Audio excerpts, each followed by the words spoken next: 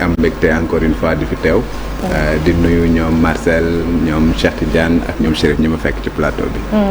Daouda li nga xam ne moo metti askan wi yëpp yéem ñëpp te mu xew mercredi ba weesu ci guddi ca Tiwaawan moom nga bëgg a taxaw tuuti muy fukki liir ak benn ñàkk seen bakken ci lakk bi ak étape judiciaire maanaam yoon nan la ci nar a doxalee. ci loolu nga bëgg a taxaw Daouda. waaw jërëjëf soxna Naata. parce que dégg nañ que ni depuis. bi nga xamante ne mbir mi am na le procureur bu Thiès génn na def benn déclaration.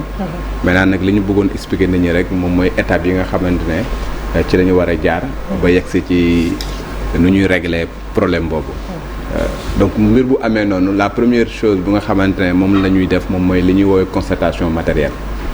constatation matérielle bi nag la plupart.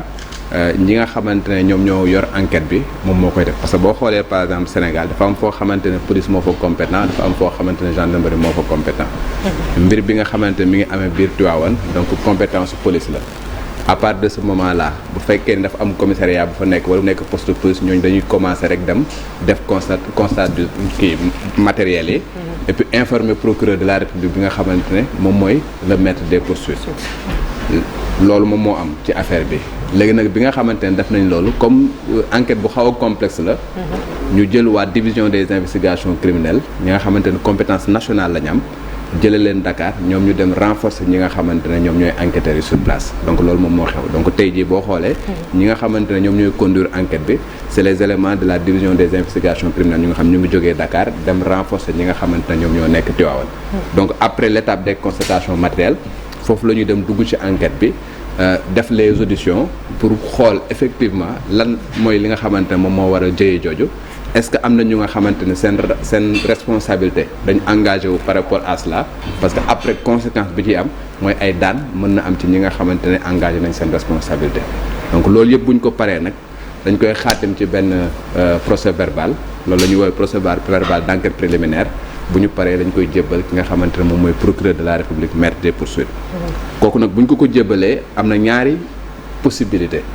su fekkee ne jàpp na ni par exemple enquête bi doy na parce que élément yëpp mu ngi ca et que mën na ñi nga xamante ne identifié nañ leen comme étant les responsables mu jébbal leen yoon pour que ñu juger leen boobaa daf leen di convoquer ñu ñëw moom ci boppam mu inculper leen enrôler dossier bi mu dem ci juridiction de jugement bi boo xoolee li nga xamante ne moom moo xewoon hôpital El Hadj Ibrahima Niass booba amul instruction dañoo jël ki nga xamante moom lañ toppoon déféré ko procureur inculpé ko automatiquement jël dossier bi yóbbu ko pour que ñu juger ko mais su fekkee ne jàpp na ni liñ ko jox noonu dafa bëgg ñu gën a xóotal bu boobaa day def instruction bu boobaa lu muy def day jël benn kayit bu ñu tuddee réquisitoire introductif daal di koy xaatim jébbal ko benn juge d'instruction ñoo ne ko nag damaa bëgg mbir mi nga xamante ne mi ngi xewee hôpital be nga ubbil ma ci information judiciaire telle personne ñu nga xamante cité nañ leen damaa bëgg inculper leen sur la base de tel article du code pénal dama bëgg nga placer leen sous mandat de dépôt wala dama bëgg nga placer leen sous contrôle judiciaire donc bu jëlee kayit boobu nag jébbal ko juge d'instruction bi doog a convoquer ñooñu def li nga xamante ne procureur moom moo ko sant bu ko neexee également procureur sant ko li mu def leneen parce que dafa am ay articles yu nga xamante ne ci biir code pénal dafay lier le juge d'instruction mais dafa am yeneen articles yu nga xamante ne liewul juge d'instruction bi donc bu fekkee ne procureur bi visé wul articles yi nga xamante ne dafay visé juge d'instruction bi procureur mën na ko laaj lee moom mu def leneen lu nga xamante ne dafa jàpp ne moom mooy li gën pour kii bi toujours est-il que moom après moom mooy xóotal bu xóotalee ba pare après jébbal kayit procureur ñoo ne ko lii laa gis te lii laa nar a def donc moom bu paree soit day def non-lieu parce que jàpp ne ni ñu koy indil defuñu dara soit mu def renvoi devant la juridiction de jugement parce que jàpp na ne am na ay charges suffisantes pour que ñooñu ñu juger leen. léegi fan lañ toll ni Daouda parce que ñu ngi gis naan am na ñaari agent yoo xam ne dañ leen a placé en garde à vue ba ñenn ñi sax commencé di jóg di ñaxtu étape boobu fan lañ ci toll ndax dafay misaal ni am na peut-être ay suspect wala affaire yi crime la wala nu mu fa demee. waaw étape bi ñu toll ni moom mooy étape de l'enquête préliminaire.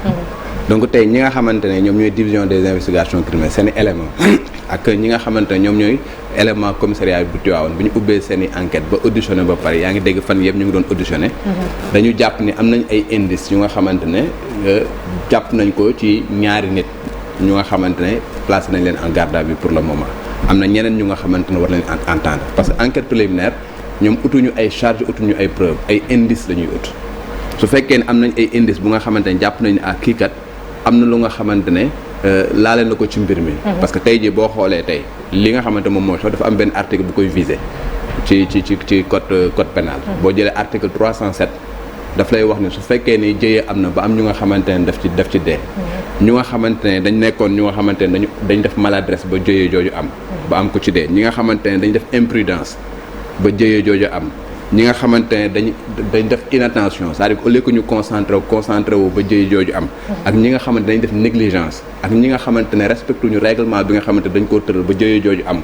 ñooñu ñëpp article 307 daf ne dañ leen a war a daan bu nga xamante mi ngi commencé ci juróom benn weer mën a dem ba ci juróomi atu kaso mën nañ leen amende également 20 000 francs mën na dem ba 300 000 francs donc tey jii jëye ju mel ni bu amee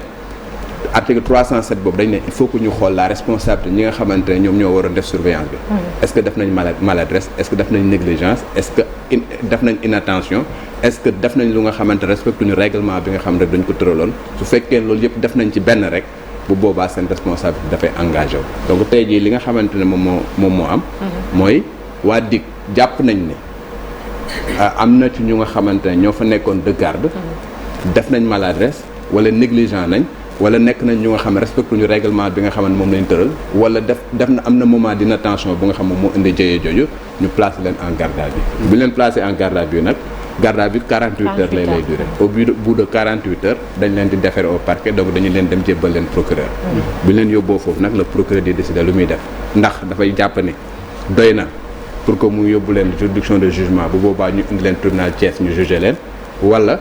dafa bëgg a xóotal mu jël dossier bi jox ko benn juge d'instruction pour que moom tamit mu def benn enquête plus approfondie parce que instruction quand même enquête plus approfondie la. d'accord gis nañ bi affaire yi amee le procureur de la République près tribunal grande instance bu Thiès moo def sortie bi alors que Tivaouane am na délégué procureur lu waral loolu. waaw parce que envergure coow li la parce que dem na ba nga xamante parce que 11 morts quand même nekkul une mince affaire. dafa nekk lu nga xamante du nekk un truc sectoriel dafay nekk un truc bu nga xamante ne national. comme le procureur de la République nag moom mooy coiffé pratiquement toute la région de Thiès moom dafa jaadu en tant que kilifa parce que le délégué du procureur moom moo nekk supérieur hiérarchique am. gis nañ fi ay yenn dossiers yu nga xamante c'est le procureur général en personne moom ci boppam moom mooy génn daal di def benn déclaration donc dayoo problème bi la xam nga jëye ji nu mu toll ba nga xamante même à l'international ay présidents yu nga xamante ne sax dem nañ bay def ay tweets par exemple di jaale Sénégal dayoo boobu moom moo tax dafa jaadu woon au lieu que délégué du procureur bu Tivaouane le procureur en personne moom ci boppam jël daal di wax ni ubbi na ci enquête te li nga xamante ne war na dinañ ko ci def. kon ci dossier bi daf koy appuyer daf koy taxaw rek wala procureur Thiès bi ci boppam rek moom moo koy gérer moom dong. procureur bu Thiès moom mooy ki nga xamante ne moom moo demandé à ce que ñu ubbi enquête. bu ñu ubbee enquête bi tey jii bu fekkee ni dafa nekk lu nga xamante ne dafay dem compétence su tribunal régional la. mooy tribunal de grande instance maintenant c'est le procureur parce que le délégué du procureur li nga xamante mooy compétence tribunal départemental moom lay gérer par exemple bu fekkee ne cause de blessure volontaire bu nga xamante ne ITT bi incapacité temporaire de travail matul 21 jours bu boobaa tribunal départemental mais bu xasee ba yegg 21 jours rek tribunal régional la donc lii nag comme par exemple ñu ngi wax article 307 moom la ñu appliqué wu c'est la compétence du tribunal régional et par conséquent c'est le procureur de la République moom mooy ki nga xamante moom moo compétence. parce que mi ngi doon wax dans sa conférence de presse que la justice sera intraitable voilà def na implacable la est-ce que loolu aussi moom mënees na ko wax étant donné que comme ni nga wax moom xëy na instruction lay def et cetera mais après day jébbal dossier bi nga xamante ni kon mooy juge bi te moom du àtte procureur. waaw moom li muy wax il est dans son rôle parce que comme moom procureur de la République moom moo nekk l'avocat de la société mënul waxee lu dul noonu mais il va falloir que ñu situer les responsabilités d'abord kan moo def ak kan moo deful. ce qu'il faut éviter dans des dossiers pareils c'est que ñu topp euphorie ba nga xamante ne dinañ lor ñu nga xamante ne peut-être seen yoon nekk ci il faut pas que ñu viser peut-être ay lampistes rek xam nga des gens yu nga xamante ne bon parce que jëye am na nañ jàpp ñaar di ñetti nit bon calmer les esprits après jël ñooñu peut-être sacrifier leen entre guillemets bàyyi ñi nga xamante ne ñoom ñooy les véritables responsables il le faut pas c'est-à-dire que problème bu mel nii bu amee ñu ne léegi dañ ko bëgg a saafara il faut qu'on prenne le temps de situer les responsabilités et situer les responsabilités ne veut pas dire rek jàpp ay nit daal leen yóbbu kaso nit bu fekkee def na naka suru noonu c'est vrai war nañ ko yóbbu kaso mais nañ xool véritablement les causes profondes de cela qu'est-ce qui a causé lan moo tax ñu dem ba ay bébé calciné wu comme ça te c'est pas la première fois c'est pas la deuxième fois c'est pas la troisième fois pourquoi loolu di am il va falloir que ñu def une enquête approfondie jël affaire yi régler ko définitivement xoddi ko bala ngaa lakkale. boobu sax déjà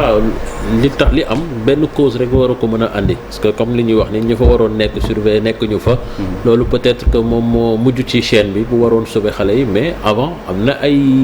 cause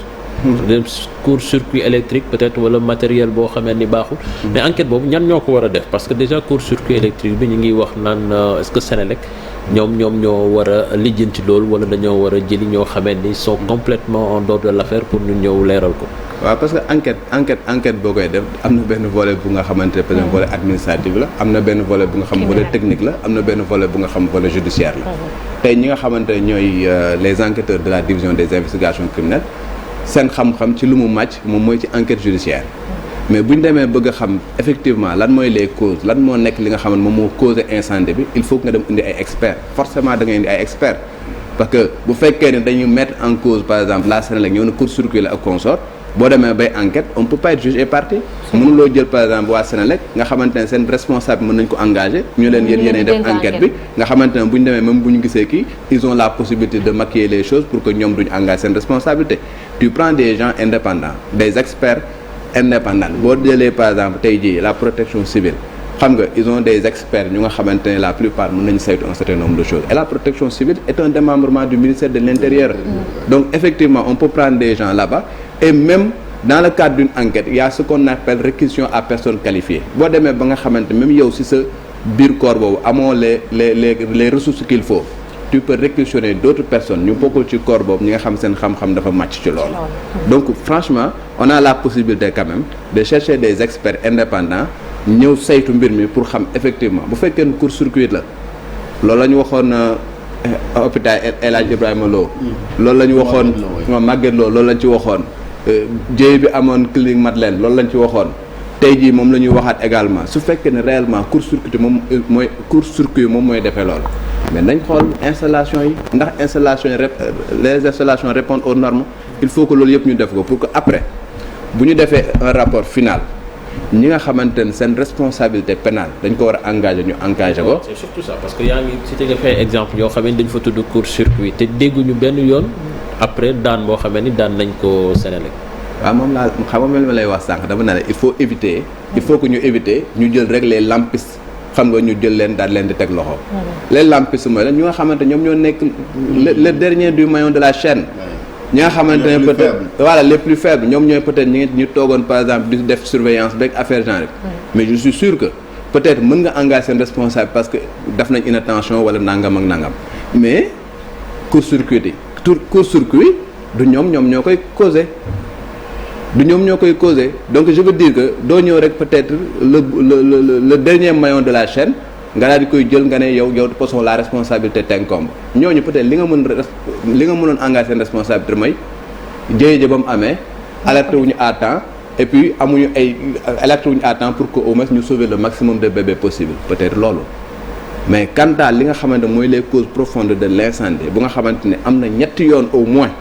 ci ay endroits yu différents mais il y a des causes yu nga xamante il va falloir que ñu xool lan la xam nga ñan ñooy ñi nga xamante ñoom ñooy les responsables bu fekkee ne les autorités ñoom la ñu war a engager seen responsable également parce que bu ñu nee maladresse wala ñàkk observer ay règlements et consorts c'est pas tout simplement les sages-femmes et consorts qui sont là-bas il y a une chaîne de responsabilité bu nga xamante ne il va falloir que ñu identifier ko et puis def lu nga xamante ne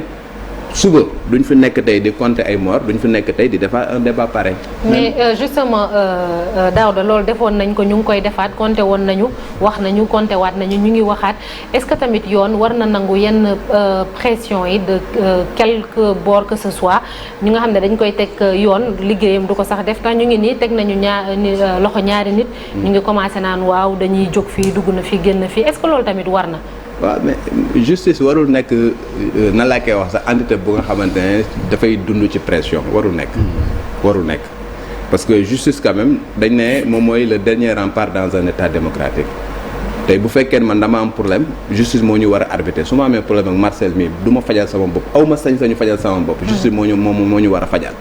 mais kooku nag warul mën subir pression pression bu jóge ci man pression bu jóge ci Marcel pression bu jóge ci keneen malheureusement tey jii ki nga xamante ne moom mooy dama koy wax chaque fois au début à la fin de tout c'est le procureur de la République ki nga xamante ne moom mooy enclencher les procédures mais kooku mën na subir pression même les textes prévoient que ne mën na subir pression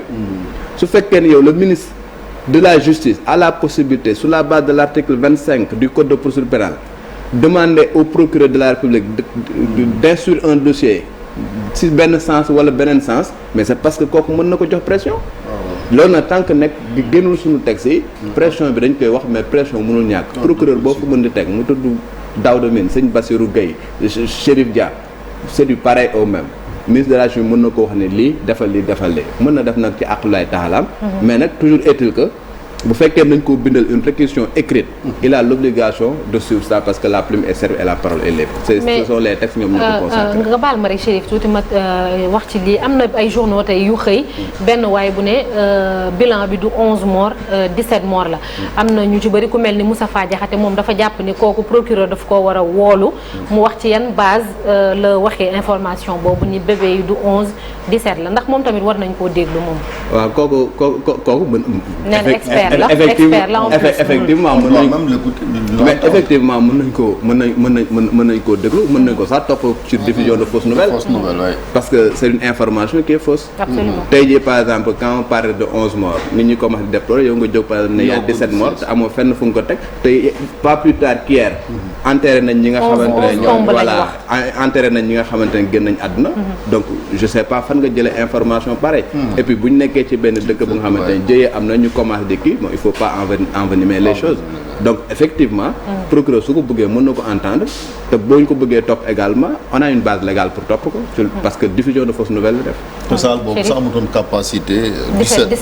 bébé 14 bébé wala moom comme si mu génne 6 familles xanaa ñooñu am nañ famille où sont les familles de ces gens là yi nga xamante ne mel na donc ba jëlee article 255 diffusion de fausses nouvelles c'est une infraction prévue le gars de Horizon Sans Frontières wax defoon na fi benn déclaration il a été arrêté sur la base de l'article 255 voilà du code pénal parce que c'est la diffusion de fausses nouvelles qui prévoit ça bon je dirais pas il faut pas que ñu dem jusque là-bas peut-être il a fait une déclaration malheureuse mais je dis que yu mel nii booy demati bay wax di joxe ay chiffres quand même saytu ko bu baax avant nga koy joxe. mais laataa loolu il faut que ñu mën nañ koo auditionner procureur mën na ko. auditionner et puis mën na ko wax ni lii nga wax nii fan nga ko teg mu wax ba pare mën na ko bu ko defatee mën na ko xupp ak affaire genre mais bon aller jusqu'à peut-être arrestation. mais kay naa ay preuve li mu wax déjà. parce que déjà comme que moom am na fitu génn wax loolu di ko wax ci médias yi peut-être que am na fu mu ko teg. na génne ay loolu noonu boo suivre réseaux sociaux yi c'était un débat bu nekkoon ci réseaux sociaux yi. Il y a des gens qui disaient qu'il y a pas 11 morts, il y a plus de 17 morts. Déjà le lendemain rek ñu ngi ko doon. mu ngi noonu loolu ci réseaux sociaux yi la mais boo demee ba nga xamante ne nga da ngay ñëw di wax par exemple ci média ba ñëw ñu koy titrer et consort il va falloir que nga saytu bu baax avant nga koy wax. débat réseaux sociaux xam nga ci réseaux sociaux la yem. mais bu demee boo war dem ci presse par exemple presse écrite. bu boobaa da nga ko war a saytu bu baax a baax ba avant. mais en parlant de pression tamit gis nañ corporation bu jéem a teg pression ci maanaam justice bi. par exemple li fi amoon Louga. ñu jàpp ci ñenn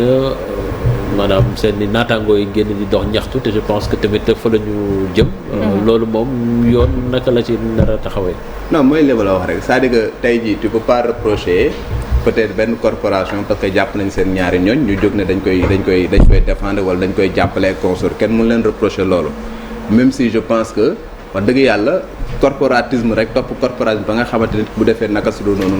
nga jàppale ko ci loolu nga xamante ne def na ko naka su dul noonu man pour mais quitte à paralyser un système sanitaire. non c'est pas normal non c'est pas normal c'est pas normal ce que je dis c'est que nit on peut comprendre que ni yow nga nekk ak nit mu am ay tolof-tolof nga jàppale ko on peut comprendre cela parce que ça c'est humain mais je veux dire que ça veut pas dire que ni yow sa liggéey ba nga xamante ne da nga ko war a def da nga koy bàyyi parce que kee def naka la nga xamante ne juste dafa jàpp ne naka sa doon noonu la yow nga bëgg ko jàppale ci loolu ba pare quitte à paralyser un système et consort loolu tu es en faute et que bu fekkee ne tu es en faute également les autorités doivent prendre leur responsabilité il va falloir que ñun suñu bopp ñu mën a xam ne dañuy def li nga xamante ne moom la ñu war def tey jii bu fekkee ne ñu ngi état warloo nag ñun benn affaire defu ko dañuy taxaw ñu revendiquer pour que ñu yokk suñuy salaire et consort de la même manière su fekkee da nga def nag une infraction wala une erreur bu nga xam dans le cadre de ton travail accepte xam nga que ñu teg la yenn parce que sanction quand même dafay nekk une sanction positive mais dafa am une sanction négative également. Tu peux pas accepter les sanctions positives et que les sanctions négatives doo ko accepter ça n'a aucun sens bokkul ci démocratie. mais je tiens mooy wutal leen ay avocat. merci beaucoup merci Alaaji Daouda ci jàngat bi jërëjëf. amati na solo merci beaucoup léegi dañuy jàll ci invité bi.